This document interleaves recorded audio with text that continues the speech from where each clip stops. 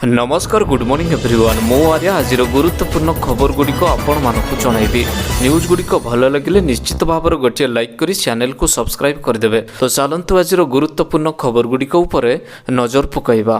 तेबे लघुचाप नेला भयंकर रूप आज 26 जिले में प्रबल अति प्रबल सेचिब वर्षा। तेबे बांग्लादेश उपकूल अतिक्रम करिछि हबपात पश्चिम उत्तर पश्चिम दिगरे घंटा प्रति 8 किलोमीटर बेगरे गति करुअछि। 24 घंटे बांग्लादेश उपकूल एवं गांगेय पश्चिम बंग आड़क मुहाई अछि। यार प्रभाव में प्रबल अति प्रबल वर्षा हेब। आज अति प्रबल वर्षा हेबा नै मयूरभंज केन्दुझर जिला को रेड अलर्ट जारी करा जाई अछि। सेहिपरि बालेश्वर भद्रक सुंदरगढ़ देवगढ़ अनुगुड़ को ऑरेंज वार्निंग एवं ढेंकानाल जाजपुर केन्द्रापड़ा कटक जगतसिंहपुर को येलो वार्निंग टी जारी करिछि पाणीपाग विभाग। अन्यपटे प्रबल वर्षा को दृष्टि रखी शनिवार जिलापाल मयूरभंज जिलार समस्त स्कूल छुट्टी घोषणा करिसेंती। भुवनेश्वर आंचलिक पाणीपाग विज्ञान केन्द्र आकलन अनुसार शनिवार 24 घंटा मध्य प्रबल वर्षा हेबा नै 21 जिला को सतर्क सूचना जारी करा जाई अछि। परवर्ती खबर 17 तारिख में सुभद्रा योजनार प्रथम किस्ती टंका समस्त को मिलिबो। तेबे आसंदा 17 तारिख में महिला अकाउंट को आसिबो सुभद्रा योजनार प्रथम किस्ती।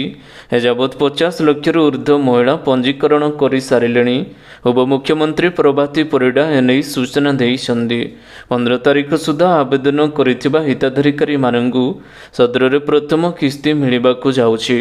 रविवार राज्यव्यापी 10,000 राजस्व गाँव में सुभद्रा पदयात्रा कराजिबो। भुवनेश्वर गिरिदुर्गा मंदिर ठारू रामदेवी जाए सुभद्रा योजनार पदयात्रा हेबाकु जाउछि।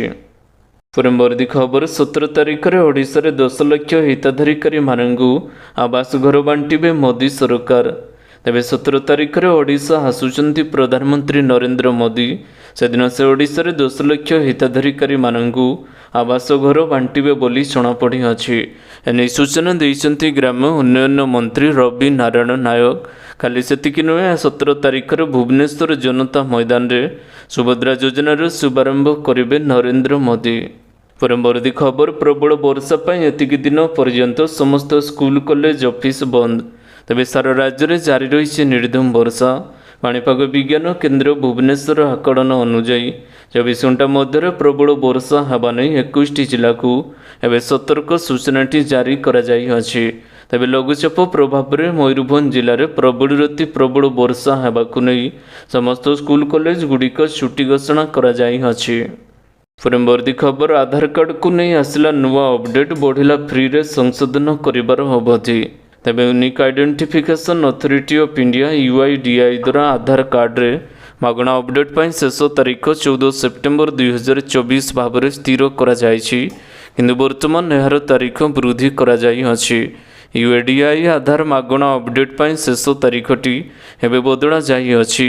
जो कारण उपभोक्तांकर आधार रे नाम ठिकाना जन्म तारीख इत्यादि परिवर्तन करबाकू आउ किछि मास पर्यंत पाइबे बोली जଣା पड़िछि। परवर्ती खबर आज 9 दिन पर्यंत बंद रहिबो बैंक सेवा। तेबे जदि आगकू आपणकर कोनोसी बैंकिंग संबंधी काम रहिछि तेबे खबरटी आपण मानक पई गुरुत्वपूर्ण रहिछि। आसंदा 9 दिन पर्यंत बैंक सेवा बाधाप्राप्त हेबो।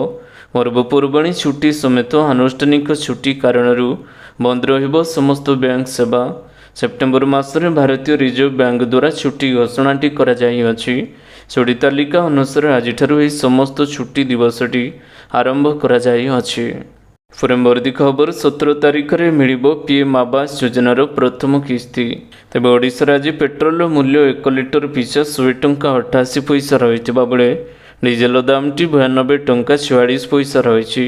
तेबे एठारे आमे आज आपनकु सूचना देबा पई चाहूछु जे आज ओडिशा रे पेट्रोल एवं डीजेल लिटर पिछा 1 पैसा ह्रास पाइछि। गतकाली तैल दर ह्रास होइथिबा बेले आजिर दर रे सामान्य परिवर्तन होई अछि। परवर्ती खबर 16टी जिला को वज्रपात सहित प्रबल वर्षार अलर्ट। तेबे आज उत्तर ओडिशा एवं उपकूल ओडिशा रे प्रबल अति प्रबल वर्षा हेबा नै आकलन करिछि पाणीपाग विभाग। सेहिपरि प्रबल अति प्रबल वर्षा हेबा नै भद्रक बालेश्वर एवं केन्दुझर जिला को ऑरेंज वार्निंग टी जारी करा जाई अछि। अति भीषण वर्षा हेबा नै मयूरभंज जिला को रेड वार्निंग टी जारी करा जाई अछि। ଏହିସବୁ ଜିଲ୍ଲାରେ 70ରୁ 200 ମିଲିମିଟର ବର୍ଷା ହେବା ନେଇ ଆକଳନ କରିଛି ଭାରତୀୟ ପାଣିପାଗ ବିଭାଗ।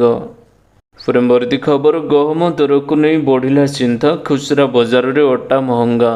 ତେବେ କ୍ରମାଗତ ଭାବରେ ବଢ଼ି ଚାଲିଛି ଗହମ ଦର। ଏଥିଯୋଗୁଁ ଖୁଚୁରା ବଜାରରେ ମହଙ୍ଗା ହୋଇଛି ଅଟାର ଦର। ତେଣୁ ଖୋଲା ବଜାରରେ ଅଟା ଦର ବୃଦ୍ଧି ବର୍ତ୍ତମାନ କେନ୍ଦ୍ର ସରକାରଙ୍କୁ ନିଦ ହଜାଇ ଦେଇଅଛି। ତେଣୁ ସରକାର ଗହମ ଷ୍ଟକ୍ ସୀମାକୁ ପୁଣି ଥରେ ହ୍ରାସ କରିଛନ୍ତି। ଶୁକ୍ରବାର କେନ୍ଦ୍ର ଉପଭୋକ୍ତା ବ୍ୟାପାର ମନ୍ତ୍ରଣାଳୟ ଗହମର ଷ୍ଟକ୍ ସୀମାଟି ଧାର୍ଯ୍ୟ କରିଅଛି। ଏହି ଅନୁଯାୟୀ ବର୍ତ୍ତମାନ କୌଣସି ବ୍ୟବସାୟୀ କିମ୍ବା ପାଇକାରୀ ବିକ୍ରେତା 2000ରୁ ଅଧିକ ଗହମ ସଂରକ୍ଷଣ କରିପାରିବେ ନାହିଁ। ପୂର୍ବରୁ ଏହି ସୀମାଟି 3000 ଟନ୍ ରହିଥିଲା। ପରବର୍ତ୍ତୀ ଖବର, ଆଜି 3 ଘଣ୍ଟା ପର୍ଯ୍ୟନ୍ତ ବନ୍ଦ ରହିବ ଜଗା ଦର୍ଶନ। ତେବେ ଆଜି ଭାଦ୍ରବ ମାସର ଶୁକ୍ଳ ପକ୍ଷ ଦ୍ୱାଦଶ ତିଥି ରହିଥିବାରୁ ଶ୍ରୀମନ୍ଦିର 52 ଜନ୍ମନୀତି ଅନୁଷ୍ଠିତ ହେବ। ମଧ୍ୟାହ୍ନ ଧୂପ ସରିବା ପରେ ନୀତିକାନ୍ତ କରାଯିବ। ତେଣୁ ଅପରାହ୍ନ 5ଟାରୁ ରାତି 8ଟା ପର୍ଯ୍ୟନ୍ତ ସର୍ବସାଧାରଣ ଦର୍ଶନ ବନ୍ଦ ରହିବ। ତେଣୁ ଆଜି ଶ୍ରୀମନ୍ଦିରରେ 52 ଜନ୍ମନୀତି ଅନୁଷ୍ଠିତ ହେବ। ଏହି ତିଥିର ମହାତ୍ମ୍ୟ ହେଉଛି ଶ୍ରୀ ଦିବ୍ୟ ସିଂହ ଦେବ ମହାରାଜ ନୂତନ ଅଙ୍କ ଆରମ୍ଭ। ସନ୍ନ୍ୟା ସର୍ବମତ ବାମନ ଜନ୍ମ ଶ୍ରୀମନ୍ଦିରରେ ବାମନ ଜନ୍ମ, ଶୁକ୍ର ଧ୍ୱଜ ଉତ୍ଥାପନ, ଇନ୍ଦ୍ରଧ୍ୱଜ ପୂଜା। ଏଥିପାଇଁ ଆଜି ବନ୍ଦ ରହିବ 3 ଘଣ୍ଟା ପର୍ଯ୍ୟନ୍ତ ଜଗା ଦର୍ଶନ। ପରବର୍ତ୍ତୀ ଖବର, କାର୍ଯ୍ୟରେ ଅବହେଳା ଅଭିଯୋଗ, 4 ଜଣ ଶିକ୍ଷୟିତ୍ରୀଙ୍କ ଦରମା ବନ୍ଦ ନିର୍ଦ୍ଦେଶ। ତେବେ ମୟୂରଭଞ୍ଜ ଜିଲ୍ଲା ଶିକ୍ଷା ବିଭାଗ ପକ୍ଷରୁ କାର୍ଯ୍ୟରେ ଅବହେଳା ପ୍ରଦର୍ଶନ କରିଥିବା 4 ଜଣ ଶିକ୍ଷୟିତ୍ରୀଙ୍କ ବିରୋଧରେ କାର୍ଯ୍ୟାନୁଷ୍ଠାନ ଗ୍ରହଣ କରାଯାଇଅଛି। ସେମାନଙ୍କୁ କାରଣ ଦର୍ଶାଇ ନୋଟିସଟି ଜାରି ହେବା ସହ ଦରମା ବନ୍ଦ କରିଛନ୍ତି ବାରିପଦା ଗୋଷ୍ଠୀ ଶିକ୍ଷା ଅଧିକାରୀ। ସୂଚନା ଅନୁଯାୟୀ ବାରିପଦା ଡିଓ ନୀଳିକାନ୍ତ ପ୍ରଧାନ ବ୍ଲକର ବିଭିନ୍ନ ବିଦ୍ୟାଳୟ ପରିଦର୍ଶନ କରି କାର୍ଯ୍ୟରେ ଅବହେଳା ଲକ୍ଷ୍ୟ କରିଥିଲେ। ଏହାପରେ 4 ଜଣ ଶିକ୍ଷୟିତ୍ରୀଙ୍କ ଦରମା ବନ୍ଦ କରିବା ସହ ଜଣେ ଶିକ୍ଷକଙ୍କୁ କାରଣ ଦର୍ଶାଇ ନୋଟିସଟି ଜାରି କରାଯାଇଅଛି। ପରବର୍ତ୍ତୀ ଖବର, ବ୍ରହ୍ମପୁର ମହାନଗର ନିଗମ କର୍ମଚାରୀମାନଙ୍କୁ 2 ଦିନ ଛୁଟି ବାତିଲ। ତେବେ ବନ୍ଦେ ଭାରତ ଟ୍ରେନ୍ ଉଦ୍ଘାଟନୀ କାର୍ଯ୍ୟକ୍ରମରେ ଯୋଗ ଦେବାକୁ ମୁଖ୍ୟମନ୍ତ୍ରୀ ମୋହନ ଚରଣ ମାଝୀ 15 ତାରିଖ ଦିନ ବ୍ରହ୍ମପୁର ପହଞ୍ଚିବେ। ଏହାକୁ ଦୃଷ୍ଟିରେ ରଖି ବ୍ରହ୍ମପୁର ମହାନଗର ନିଗମ କର୍ମଚାରୀଙ୍କ ମାସର ଦ୍ୱିତୀୟ ଶନିବାର ଏବଂ ରବିବାର ଛୁଟି ବାତିଲ କରାଯାଇଅଛି। କେହି ମୁଖ୍ୟାଳୟ ଛାଡ଼ି ଯାଇପାରିବେ ନାହିଁ। ଦରକାର ପଡ଼ିଲେ ସର୍ଟ ନୋଟିସରେ ଅଫିସକୁ ଆସିବାକୁ ପଡ଼ିବ। ପରବର୍ତ୍ତୀ ଖବର, ମଝି ଚିଲିକାରେ ଫସିଥିବା ଡଙ୍ଗା ଉଦ୍ଧାର। ଡଙ୍ଗାରେ ଥିଲେ 50ରୁ ଉର୍ଦ୍ଧ୍ୱ ଯାତ୍ରୀ। ତେବେ ମଝି ଚିଲିକାରେ ଫସିଥିବା ଡଙ୍ଗାରୁ ସମସ୍ତ ଯାତ୍ରୀମାନଙ୍କୁ ସୁରକ୍ଷିତ ଉଦ୍ଧାର କରାଯାଇଅଛି। ଏସହିତ 15ଟି ବାଇକ୍ ମଧ୍ୟ ଉଦ୍ଧାର କରାଯାଇଅଛି। ମଝି ଚିଲିକାରେ ଫସିଥିବା ଡଙ୍ଗା ବିଷୟରେ ଖବର ପାଇ ଅନ୍ୟ ଏକ ଡଙ୍ଗା ଯାତ୍ରୀଙ୍କୁ ଉଦ୍ଧାର କରାଯାଇଥିଲା।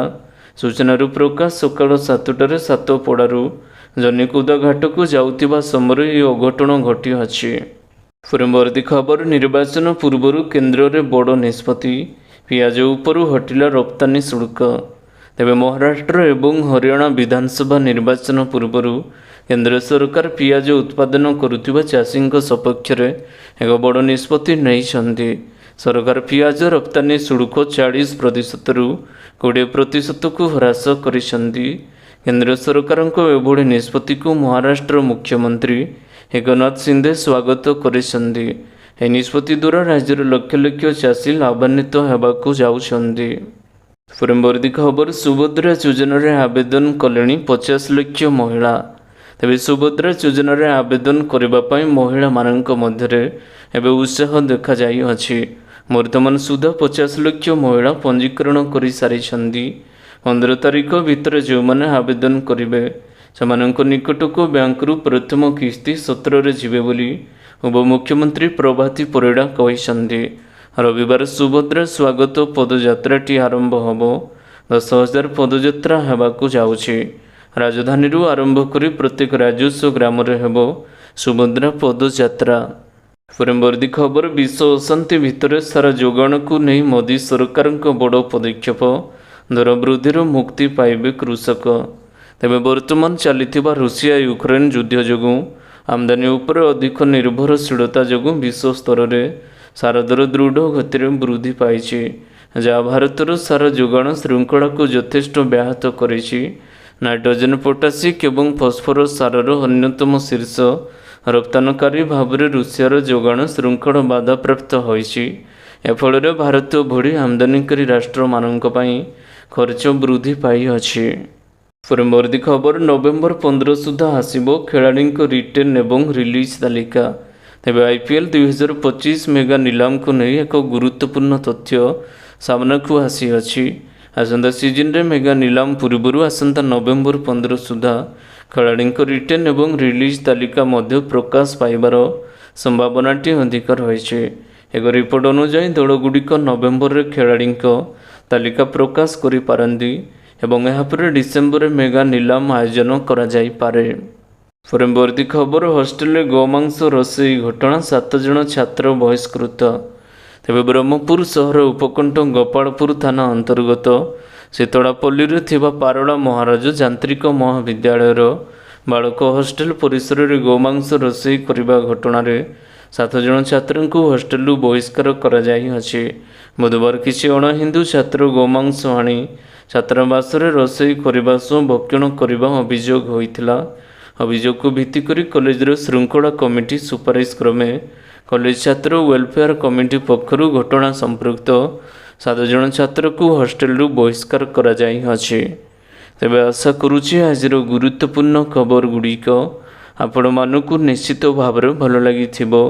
ଯଦି ଭଲ ଲାଗିଥାଏ ଭିଡ଼ିଓକୁ ଗୋଟେ ଲାଇକ୍ କରନ୍ତୁ ଏବଂ ଚ୍ୟାନେଲକୁ ସବସ୍କ୍ରାଇବ୍ କରିବା ପାଇଁ ବିଲକୁଲ ବି ଭୁଲନ୍ତୁ ନାହିଁ। ଆପଣଙ୍କ ଭଲ ପାଇବା ସ୍ୱରୂପ ଭିଡ଼ିଓକୁ ସେୟାର କରିଦେବେ। ପୁଣି ଦେଖା ହେବ ଲାଟେଷ୍ଟ ଅପଡେଟ୍ରେ। ସେତେବେଳେ ପର୍ଯ୍ୟନ୍ତ ବିଦାୟ ନେଉଛି। Vande Mataram, take care, bye bye.